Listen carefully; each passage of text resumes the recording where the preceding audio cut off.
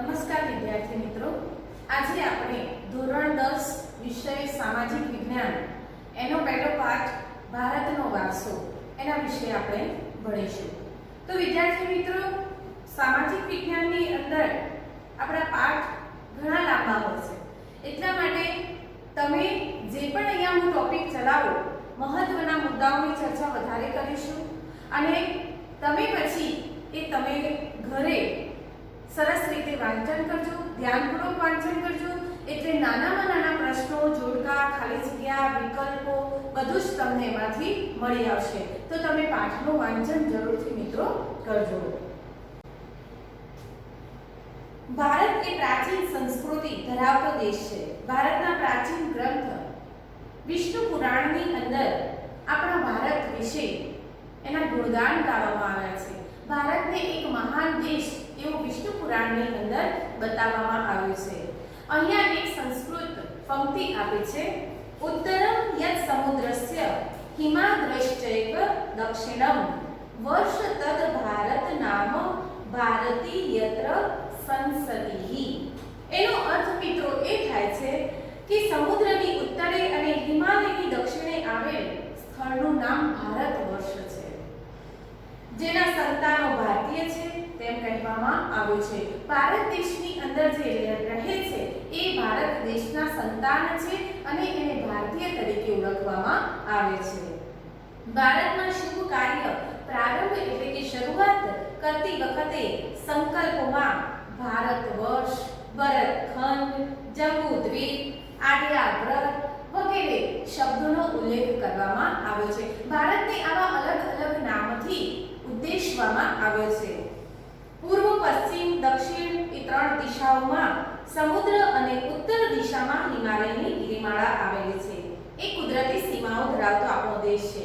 આપણા દેશની સમૃદ્ધિથી આકર્ષાઈને અનેક વિદેશી પ્રજાઓ એટલે કે બીજા દેશમાંથી ઘણા બધા લોકો આપણા ભારતની અંદર વ્યાપાર કરવા માટે આવ્યા છે અને એ તમે ધોરણ 9 ની અંદર ભણી ગયા છો અને અહીંયા આવી સ્થાયી થઈ ભારતીય સંસ્કૃતિના મહાનદમાં ભળી ગઈ છે। મહાનદ, મહાન એટલે મોટો અને નદ એટલે કે એનો અવાજ કો, એની વિશાળતા કો, જેમ દૂધની અંદર સાગર ભળી જાય છે એમ આ વિદેશી પ્રજાઓ એ આપણા ભારત દેશમાં આવી અને ભળી ગઈ છે। પોતાની અંદર જે પણ એ લોકો કલા, કૌશલ્ય, આવડત જે હતું તે ભારતમાં આવી અને એમણે વિકસાવ્યું હતું। તો આ આદાન પ્રદાનની પરસ્પર પ્રક્રિયા દ્વારા દેશમાં અનેક પરિવર્તનો જોવા મળ્યા છે અને એ રીતે એક પેઢીમાંથી બીજી પેઢીમાં આપણા વારસાનું હસ્તાંતરણ થયું છે અને તેનો સાતત્યપૂર્ણ વિકાસ થયો છે। ભારતની ઉત્તર દિશાની અંદર હિમાલયની ગિરિમાળાઓ આવેલી છે અને ભારતની નીચે દક્ષિણ દિશાની અંદર પૂર્વ બાજુ એ બંગાળાની ખાડી આવેલી છે, નીચે દક્ષિણમાં હિન્દ મહાસાગર આવેલો છે અને પશ્ચિમ બાજુ અરબ સાગર આવેલો છે, એટલા માટે એનું નામ જંબુદ્વીપ એવું આપવામાં આવ્યું છે। હવે આપણે જોઈએ આગળનો ટોપિક, તો કે ભારતનું સ્થાન અને વિસ્તાર।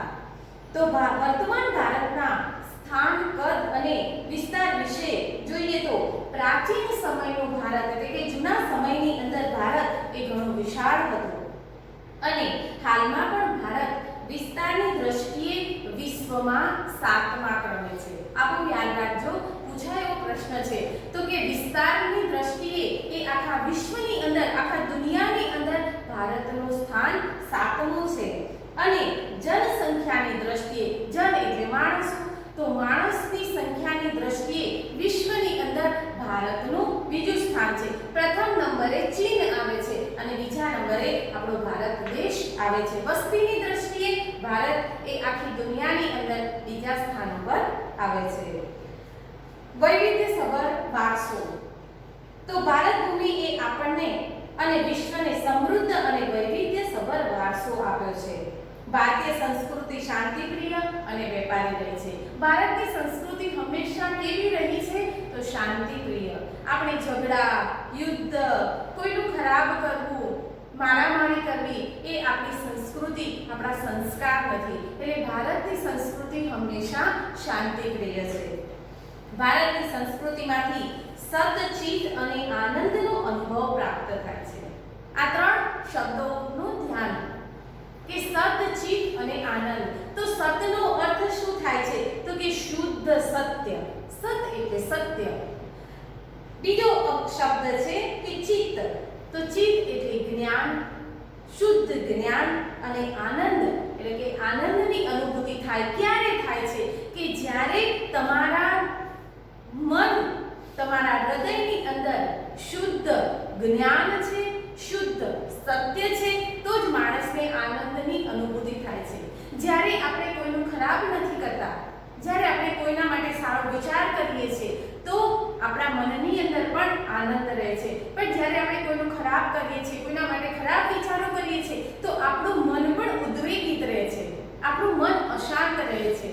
એનો અર્થ એ જ છે કે જીવનની અંદર શાંતિ મેળવવા માટે પહેલા બીજાને શાંતિ આપો, તો આપોઆપ આપણી પાસે શાંતિ આવશે, આપણું મન શાંત રહેશે. તો કે ભારતની સંસ્કૃતિ અને આપણા સંસ્કાર શું છે? તો સત, ચિત્ત અને આનંદ એ આપણી સંસ્કૃતિ છે, એ આપણા સંસ્કાર છે. તેણે અપનાવેલ આ ઉપરાંત અહીં આવીને વસેલી ભિન્ન એટલે કે જુદી જુદી સંસ્કૃતિ સાથે આદાન પ્રદાન થકી ભારતીય સંસ્કૃતિ હંમેશા સમૃદ્ધ બની છે. જીવનની અંદર સમૃદ્ધ બનવા માટે, વિકાસ કરવા માટે આદાન પ્રદાન કરવું જરૂરી છે. આદાન પ્રદાન એટલે કે લેવડ દેવડ કરવું, કોઈને આપવું, કોઈની પાસેથી લેવું. પણ શું લેવું? તો કે સારા ગુણ લેવા, કોઈની કલા, કોઈનું કૌશલ્ય, કોઈ પણ વ્યક્તિની અંદર જે વસ્તુ સારી રહેલી છે એ એની પાસેથી લેવી અને આપણી પાસે જે સારું છે એ એને આપવું. એને કહેવાય આદાન પ્રદાનની પ્રક્રિયા, એટલે કે એક પ્રકારની લેવડ દેવડ. તો આ લેવડ દેવડથી, આદાન પ્રદાનની પ્રક્રિયાથી પણ આપણો દેશ ઘણો જ વિકાસ પામ્યો છે અને સમૃદ્ધ બન્યો છે. તેણે અપનાવેલ અહિંસા અને શાંતિના મૂલ્યોની આજે વિશ્વભરમાં પ્રશંસા અને સ્વીકાર થયો છે. ભારતે હંમેશા અહિંસાનો માર્ગ અપનાવ્યો છે. ગાંધીજીએ અહિંસાના માર્ગ ઉપર ચાલી અને આપણા દેશને આઝાદી અપાવી છે. એટલે શાંતિ, અહિંસા એ આપણો મુખ્ય ધર્મ છે. સિંધુ ખીણની સંસ્કૃતિથી લોકોથી શરૂ કરીને આ દિન સુધીના લોકોએ ભારતને પોતાની આવડત, બુદ્ધિ, શક્તિ અને કલા કૌશલ્ય દ્વારા સમૃદ્ધ બનાવ્યું છે. ભારત દેશના વિકાસની, સમૃદ્ધિની શરૂઆત રાવી અને સિંધુ ખીણની સંસ્કૃતિથી થઈ છે. અને એ લોકોએ પોતાની કલા, કૌશલ્ય, આવડત, એમની અંદર જે પણ સારા ગુણો હતા એના થકી ભારતને સમૃદ્ધ બનાવ્યું છે. ભારતના ભવ્ય વારસાના નિર્માણ અને ઘડતર માટે અનેક ભારતનો જે આ સમૃદ્ધ વારસો છે એનું ઘડતર છે, એનું નિર્માણ, એટલે કે ભારતને આવું સુંદર બનાવવા માટે ઘણા બધા લોકોએ પોતાનું યોગદાન આપ્યું છે. અને એ કયા કયા લોકો છે? તો એની અંદર સંતો છે, ઋષિ મુનિઓ છે, ઇતિહાસકારો છે, સમાજ સુધારકો છે, ચિંતકો, વિદ્વાનો, કલાકારો, કારીગરો, વિદુષીઓ, સંત, મહંત, આવા ઘણા જ બધા લોકોએ જેમની પાસે જે પણ જ્ઞાન હતું, જે આવડત હતી, જે બુદ્ધિ હતી, કલા, કૌશલ્ય જે પણ હતું એ બધું જ આપણા દેશને આપ્યું છે. અને એના થકી આપણો દેશ આટલો સમૃદ્ધ બન્યો છે. આ બધું આપણને વારસામાં મળ્યું છે. એટલે તેમના ધર્મ, શાસન શૈલી, ભાષા, કલા, ચિત્ર, બોલી, પહેરવેશ અને રીત રિવાજો વગેરે પણ ભારતને મળ્યા છે. આ રીતે ભારતમાં ભારતીય સંસ્કૃતિનું નિર્માણ થયું છે. અનેક લોકો ભેગા થઈ અને એક ભારત બનાવ્યું છે. અનેક લોકોના વિચાર, અનેક લોકોની કલા, અનેક લોકોનું કૌશલ્ય, અનેક લોકોની અંદર રહેલું જ્ઞાન, આ બધી જ વસ્તુ ભેગી થઈ એમના રીત રિવાજો, દરેકના રીત રિવાજ અલગ છે અને છતાંય બધા ભારતીય કહેવાય છે. વિશ્વની અંદર આ એક જ દેશ એવો છે કે જ્યાં અનેક પ્રકારના લોકો બહારથી આવ્યા છે. વિદેશી પ્રજાઓ આવી પોતે અલગ અલગ કૌશલ્યો દ્વારા પોતાની અલગ વિચારધારાને લઈ આવી અને ભારતમાં રહી છે. અને એનાથી આપણો ભારત એક દેશ છે કહેવાય છે. બધા જ લોકો અલગ છે, હિન્દુ છે, મુસલમાન છે, ક્રિશ્ચન છે, પારસી છે, બધા જ લોકો છે અને છતાંય બધા ભારતીય છે. આ મહાન દેશ એટલા માટે આપણો કહેવાયો છે. ત્યાર પછી મહત્વનો મુદ્દો છે સંસ્કૃતિનો અર્થ.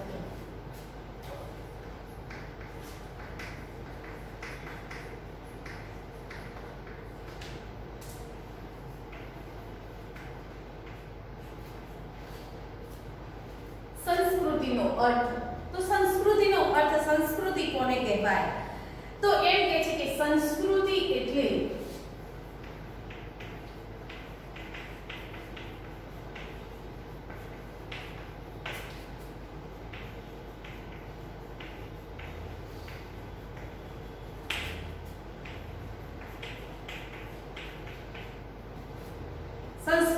એટલે માનવ મનનું ખેડાણ. સંસ્કૃતિનો બીજો અર્થ એવો થાય છે કે સંસ્કૃતિ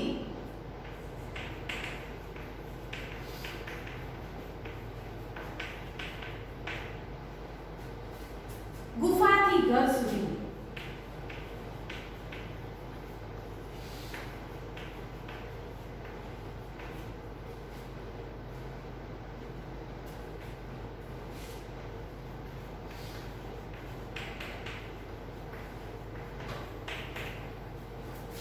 ગુફાથી ઘર સુધીની વિકાસ યાત્રા એટલે સંસ્કૃતિ કહેવાય છે.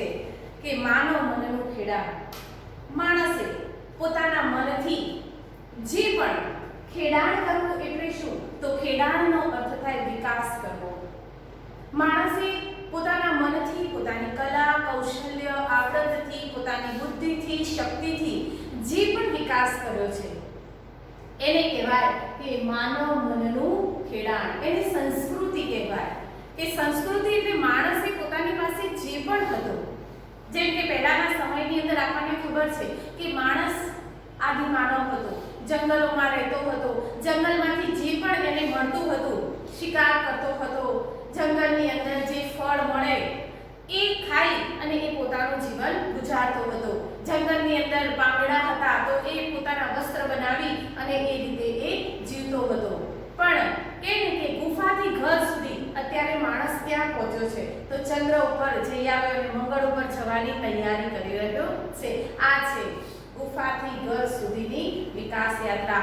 માણસે જે પણ વિકાસ કર્યો છે, અદ્યતન ટેકનોલોજીનો વિકાસ કર્યો, એક સોયથી માંડી અને મોટા મોટા મશીનરી બનાવી માણસે આ જે વિકાસ કર્યો છે એને કહેવાય કે સંસ્કૃતિ એટલે માનવ મનનું ખેડાણ. ગુફાથી ઘર સુધીની વિકાસ યાત્રા. ગુફામાં એક વખતે માણસ ગુફાની અંદર રહેતો હતો અને આજે માણસ આલિશાન મહેલોની અંદર રહે છે. આને કહેવાય સંસ્કૃતિ. સંસ્કૃતિ એટલે જીવન જીવવાની રીત. એની બીજી અર્થ જોઈએ તો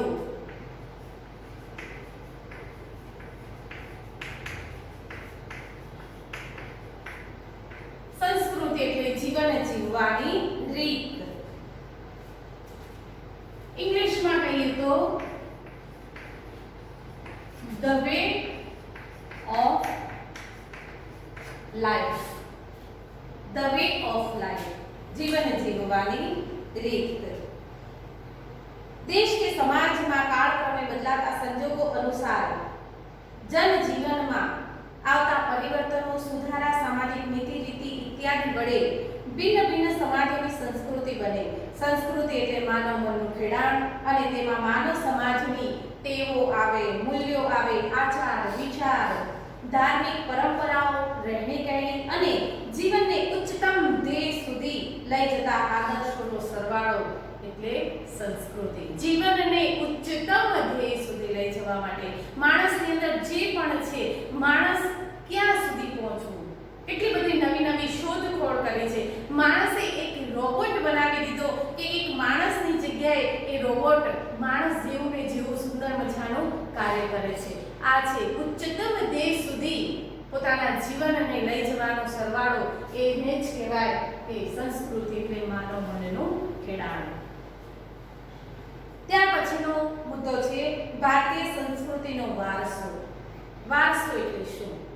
તો તમને ટૂંકમાં પહેલા સમજાવી દઉં કે વારસો એટલે કે પેઢી દર પેઢી આપણને આપણા પૂર્વજો તરફથી જે પણ કાંઈ મળે છે એને કહેવાય વારસો.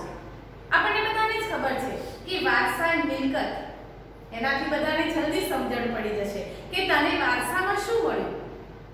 તમારા પિતાજીએ કે તમારા દાદાજીએ તમને વારસામાં શું આપ્યું? તો કોઈ કહેશે મને 5 વીઘા જમીન આપી, કોઈ કહેશે મને 25 વીઘા જમીન આપી, કોઈ કહેશે મને બંગલો આપ્યો, કોઈ કહેશે 50 તોલા સોનું આપ્યું, કોઈ કહેશે 10 લાખ રોકડા આપ્યા.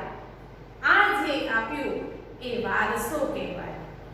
પણ અહીંયા આપણે વારસાનો અર્થ ખૂબ મોટો જોવાનો છે કે વારસો એટલે ખાલી આપણને આપણા બાપ દાદા તરફથી કે આપણા પિતાજી તરફથી જે પૈસો, રોકડા, સોનું, જમીન, ઘર, જાગીર આ મળે છે એ જ નહીં, પણ વારસામાં આપણને સંસ્કાર પણ મળે છે.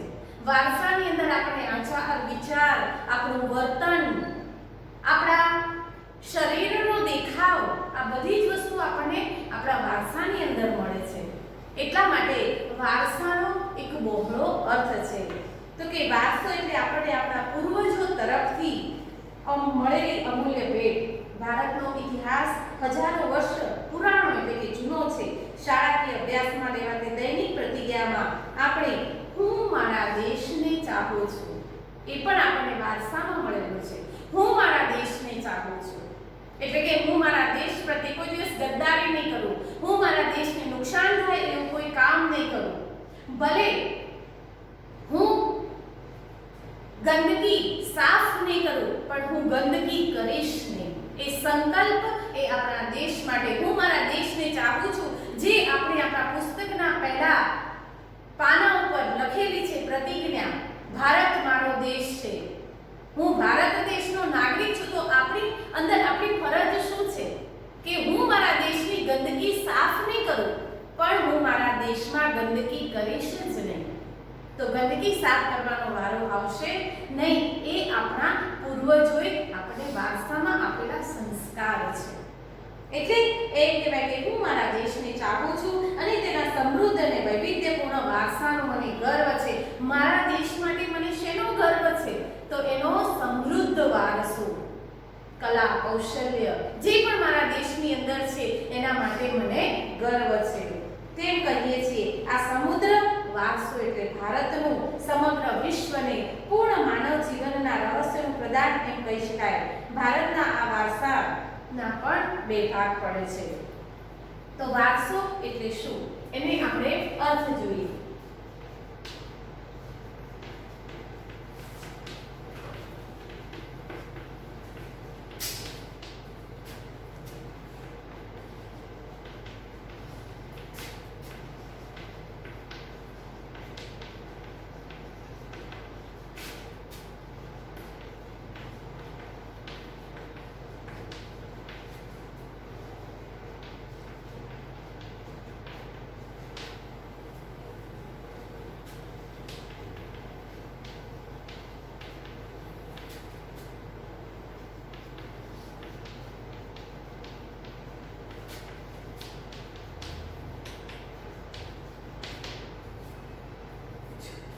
વારસો એટલે શું?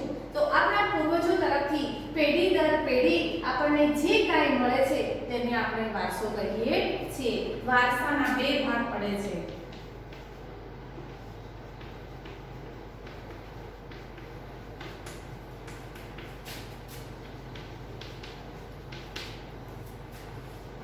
નંબર 1